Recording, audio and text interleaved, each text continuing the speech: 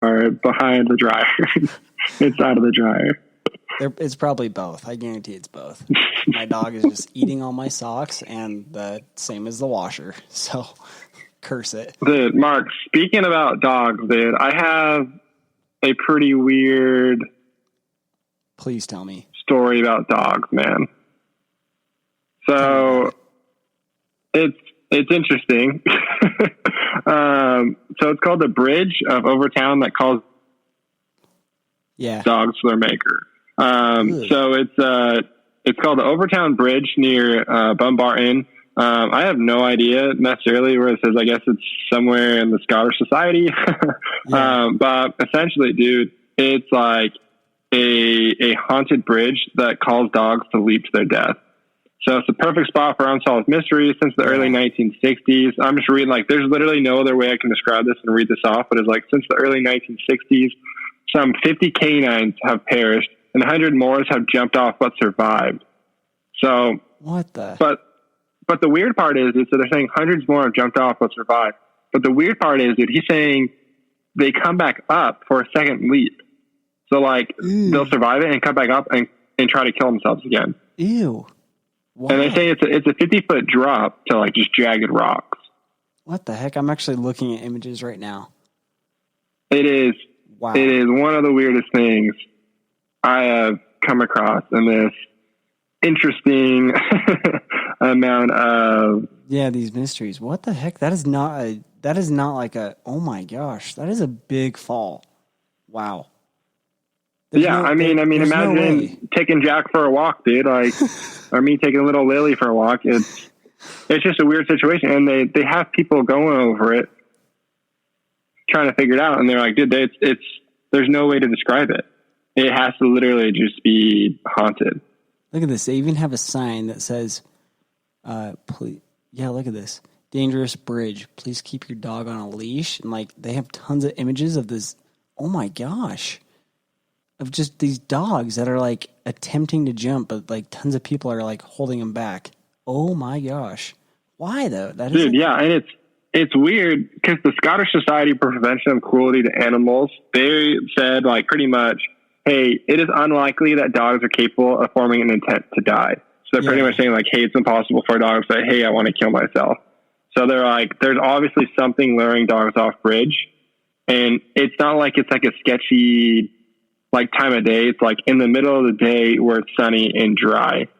Right. And so they're just like, dude, this has to be haunted. Like, and apparently there's like a backstory of a theory of like a local man threw his baby son to his death over a bridge in like 1994. And that pretty much like marked the area with like an irresistible scent. Okay. And so that's like kind of what makes the dogs go crazy. But they're also saying there's like a weird sound, like an anomaly that exists by the bridge. So they're like, it's either that scent, some haunting, but whatever it is, dude, like, dog owners, like, you literally, you shouldn't even take your dog there. Like, it's crazy. That is insane. Ew, I'm honestly looking at, like, this image and everything, and that is, like, the creepiest thing in the world. I don't know about you, but, like, I don't believe in ghosts, but, like, would this be considered like it's like a paranormal type of thing, right? Paranormal activity. Yeah, dude. So, I don't. So, like, yeah, like, I don't know. Do you believe in ghosts, or do you believe in, like, more? Oh, dude, I believe in ghosts. I mean, my personal belief, I mean, I would assume there's ghosts out there. Not all ghosts are bad necessarily, but there's definitely some type of paranormal activity out there. Yeah. I mean, yeah, I definitely think so. That is wild. Yeah, I'm looking at this one image. I don't know why, like, it just looks like forest. So for a dog to want to jump off, it doesn't look like there's anything out there that would be like grab its attention and want to jump off. But like anytime, yeah, dude, it's literally just plain. Like, it's a bridge with rocks underneath. Like, it's the middle of nowhere. Like, it's not like there's like a rabbit down there they want to go down and chase. Like, it's weird. Oh man, I could not imagine being there and like watching something like that happen. But like, I know for my dog, like Jack, like any dog that I've been around, they know if there's like a ledge, and they know not to jump if they can't like make it, or if it's too big.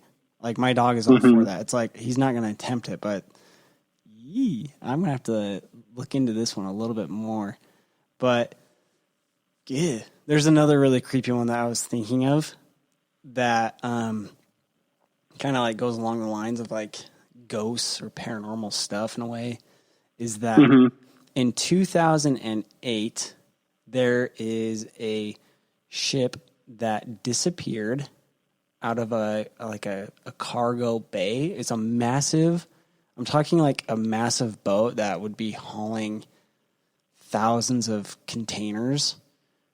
And it just vanished in 2008 out of a bay where it was like parked or anchored down or whatever is what they say. I don't know.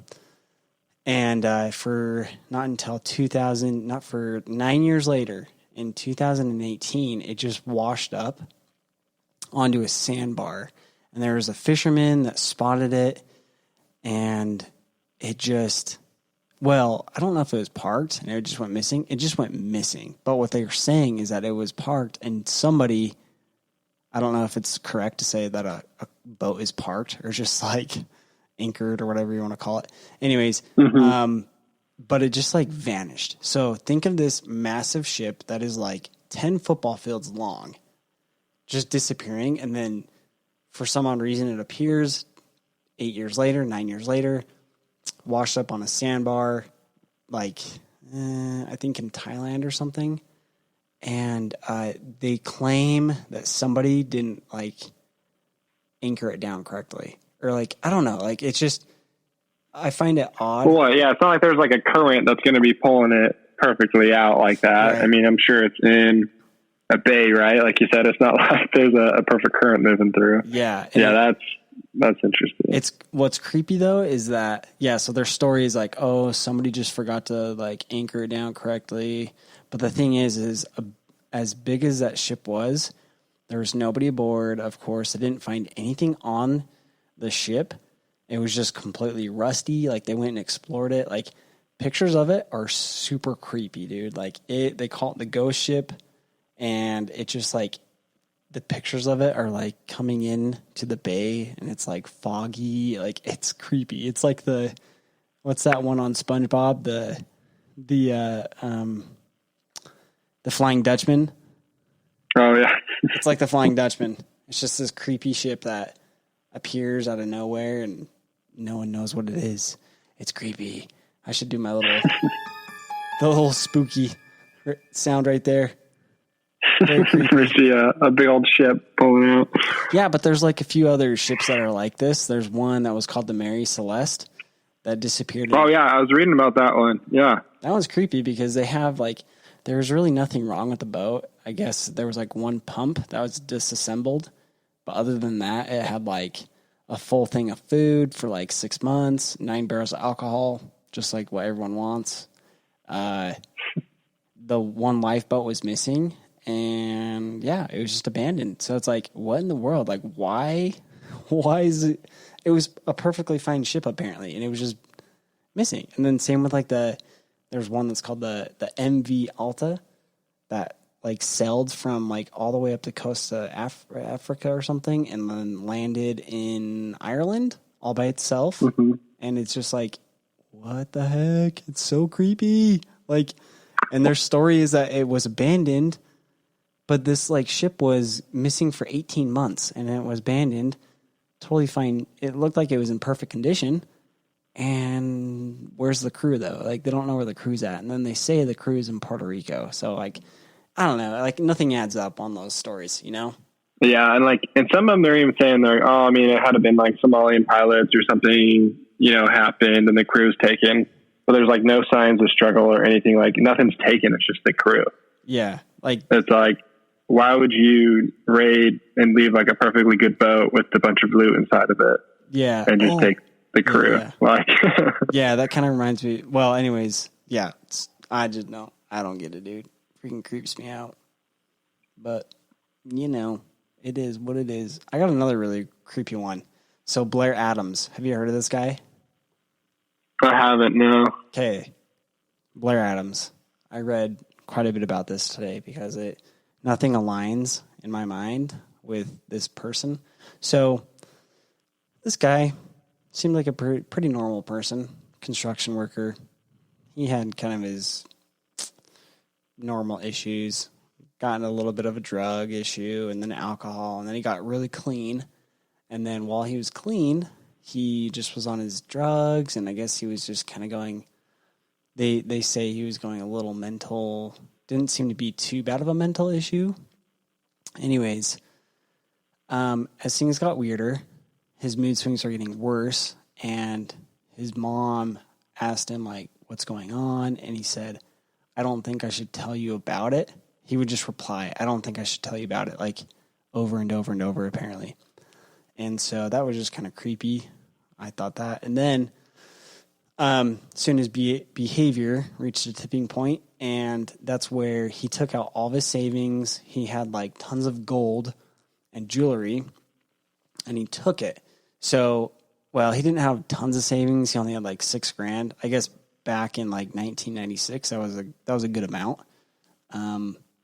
So he took everything. I don't know what it's worth today, but I don't think it'd be enough to like try to go after somebody and kill him. I don't know, unless you're just like super desperate.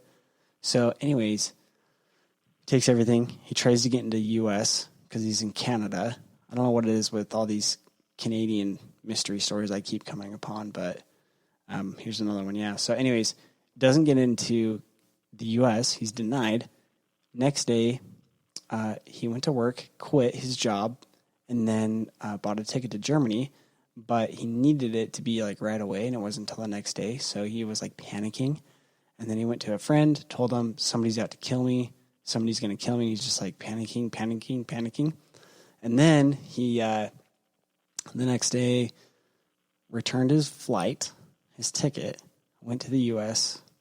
Border again, went to Seattle, flew from Seattle to D.C., and this was in 1996. Keep that in mind. So, like you can't, I guess, you wouldn't be able to track somebody down nearly as easy as you could nowadays, but you'd think he could get away pretty easily. So anyways, gets to D.C., gets a rental car, and starts driving from D.C. to Knoxville, Tennessee. He needs to fill up on gas, turns off the car, goes in to pay, supposedly fills up, and can't get the car started. And this is like where it like kind of gets weird. The key was the wrong key for the car, but for somehow, like, I don't know how they got it started with that key. So he's like, I don't know what to do. He's like, I can't get anywhere. And he's like panicking. So it's like he's got literally the wrong key, which doesn't make any sense again because the car started in the first place. So yeah, he just drove it. Yeah, just drove it. So it's like, what the heck? Like that's kind of weird. And then so he just got a tow truck, got the car towed, left it with the tow company, went to a hotel. And, like, the people were noticing that he was doing, like, very suspicious things. He was, like, pacing back and forth, like, a certain amount of times within the lobby. He paid.